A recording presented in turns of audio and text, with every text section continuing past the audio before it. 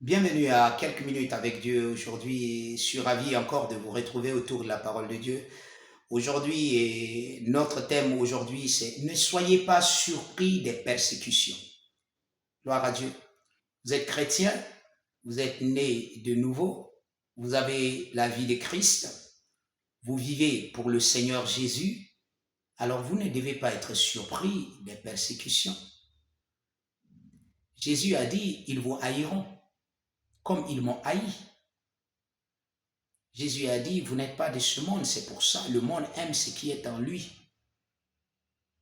Donc, vous ne devez pas être surpris quand vous entendez que les chrétiens sont persécutés ou bien que vous-même vous êtes persécutés. La Bible a dit dans 2 Timothée, le chapitre 3, le verset 12, la Bible dit, tous ceux qui veulent vivre pieusement en Jésus-Christ seront persécutés. C'est Paul qui a parlé. Paul avait expérimenté cela. Il était accusé à tort à plusieurs reprises. Il a été emprisonné, il a été torturé. Tout cela à cause de Christ, à cause de l'évangile. Tout cela. Et vous savez, aujourd'hui, on dit que le groupe le plus persécuté au monde, c'est les chrétiens. Oui, et c'est pas surprenant. L'histoire de la chrétienté, quand l'histoire de la chrétienté a commencé, on le sait comment ça a commencé. Comment on a persécuté les chrétiens. Comment est-ce que ça a commencé depuis le début, pardon. Chrétiens, le monde va vous persécuter au nom de tout ce qu'ils peuvent invoquer. Mais vous devez savoir que c'est à cause de Christ, à cause de votre appartenance à Christ. Aujourd'hui, on peut vous accuser de tout. Et quelquefois, même les chrétiens qui ne sont pas bien informés s'élèvent pour devenir des persécuteurs des autres chrétiens. Ça, c'est pas, en temps normal, c'est pas le travail des chrétiens. On accuse les autres. On dit, vous êtes dans des loges, vous êtes des sorciers, vous êtes des... on donne des noms de tout ce qui se passe dans ce monde, simplement parce que vous ne faites pas les mêmes choses qu'eux, et c'est tout. Vous devez vous attendre à des persécutions.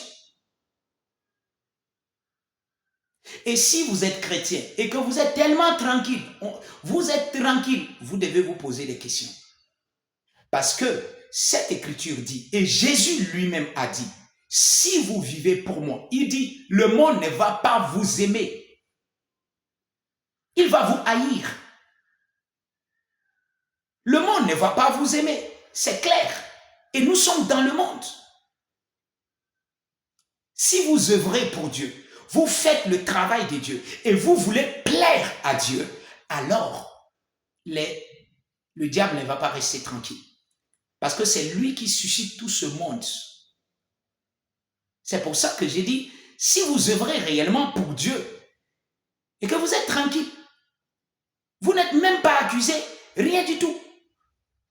Regardez comment les gens ont traité le Seigneur Jésus. Dès le début seulement de son ministère, il a commencé par faire face au diable jusqu'à la fin de son ministère. Dès le début jusqu'à la fin.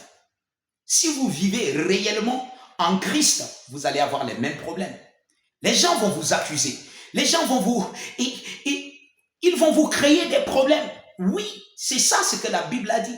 Mais dans tout ça, vous êtes plus que vainqueurs. La Bible dit que ils n'ont aucune force pour vous arrêter. Aucune force ne peut arrêter la puissance, la force de Dieu qui est en vous. L'Esprit de Dieu est en vous.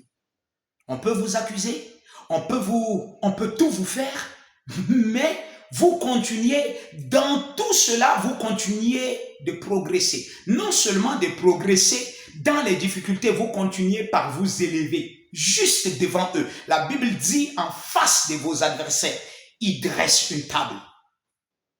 Vous croissiez comme ça. Peu importe ce qu'ils font, vous vous élevez toujours. Vous allez croissant. C'est ça la vie que Christ vous a donnée. Vous êtes plus que vainqueur. Que cela vienne des autres chrétiens qui soient ignorants ou bien que cela vienne du monde, rien ne peut vous arrêter. Vous devez être conscient de cela. En tant que chrétien, vous allez avoir des persécutions. Ça vient de partout. Jésus a dit, ça peut venir de votre famille, ça peut venir de votre alentour, de vos amis, ça peut venir de partout. Des hommes les plus chers que vous avez, ça peut venir de là, à cause de Christ. Donc, ne soyez pas surpris. Vous devez marcher dans la victoire, marcher dans la conscience de Christ, mais marcher dans la lumière de Christ, marcher dans la vérité et ne pas abandonner à cause des persécutions. Alléluia. Avancez de gloire en gloire et de victoire en victoire. Que Dieu vous bénisse.